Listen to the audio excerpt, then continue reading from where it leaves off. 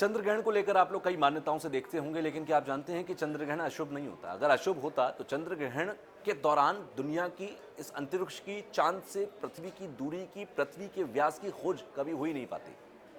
ये सब खोज हो पाई क्योंकि चंद्र ग्रहण हुआ था। इतिहास में कभी जब ये खोजें की गई तो हमारे वैज्ञानिक इसीलिए खोज कर पाए क्योंकि उस दौरान चंद्र ग्रहण चल रहा था। कुछ ऐसी ही खोजों को लेकर मैं आपके पास सामने आया हूं इस वीडियो में।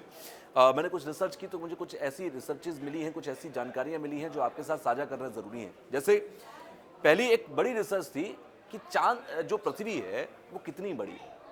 ये एक बहुत बड़ा सवाल था वैज्ञानिकों के आगे, कैसे नापा जाए पृथ्वी को। तो चंद्र ग्रहण के दौरान ही यह संभव हो पाया था। वैज्ञानिकों ने एक लंबी रिसर्च के बाद ये प्राप्त किया था कि क्योंकि पृथ्वी ऊपर से चपटी और बीच से गोलाकार है, तो उसका व्यास के जरिए यह समझा जा सकता था कि चांद, ये पृथ्वी कितनी बड़ी होगी। तो 150 ईसा पूर्व में बताया जाता है, यानी कि आज से लगभग 2100 साल पहले पहली बार यह पता लगाया गया। एक ग्रीस के वैज्ञानिक थे, उन्होंने यह पता लगाया कि पृथ्वी का जो डायामीटर है, जो व्यास है, वो कितना है, और उन्होंने यह पता लगाया था। पहली बार यह हो पाया था। साथ ही साथ ये दूसरी एक बड़ी खोज ये रही थी कि चांद पृथ्वी से कितनी दूर है। यह भी खोज करना बड़ा मुश्किल था। तो वैज्ञानिक 400 ईसा पूर्व ग्रीस के ही एक वैज्ञानिक थे, उनका नाम था अरिस्तोखुर्स।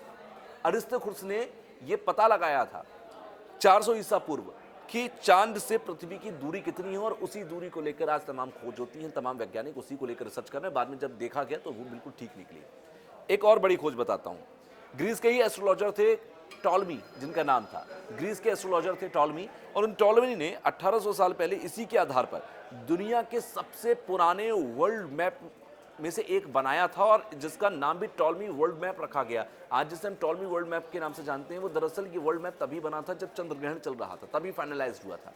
तो ये कुछ बड़ी रिसर्चेज रही हैं। एक और बड़ी अच्छी कहानी का मैं जिक्र करता हूं, जो कि क्रिस्टोफर के समय से निकलकर सामने आती है। निकोलस जब यात्रा पर निकले हुए थे, बताया जाता है ये 1504 का किस्सा है। क्रिस्टोफर निकोलस दरअसल के समुद्री यात्रा पर निकले हुए थे, और समुद्री यात्रा पर उनके साथ एक बहुत सारे लोग भी थे। शिप उनका दरअसल बीच में फंस गया, और यह स्थिति आ गई कि लोग भूखे मरने लगे। एक लंबा समय ऐसे ही बीतने लगा। निकोलस को एक तरकीब, उन्होंने बहुत सारे लोगों से, वहां पर जो आसपास के कबीले थे या फिर समुद्री तट थे, वहां पर मदद मांगी, लेकिन किसी ने मदद नहीं दी। उस वक्त चंद्र ग्रहण पड़ गया, और चंद्र ग्रहण पड़ने की वजह से निकोलस का दिमाग चला। निकोलस ने वहां पर उन समुद्री तट के लोगों से कहा कि मैं ये चंद्र ग्रहण जो है आपके लिए बहुत अशुभ होगा। मैं चंद्र ग्रहण की भाषा को समझता हूं, मैं आपकी मदद कर सकता हूं, बस मुझे मदद के बदले में ये चाहिए।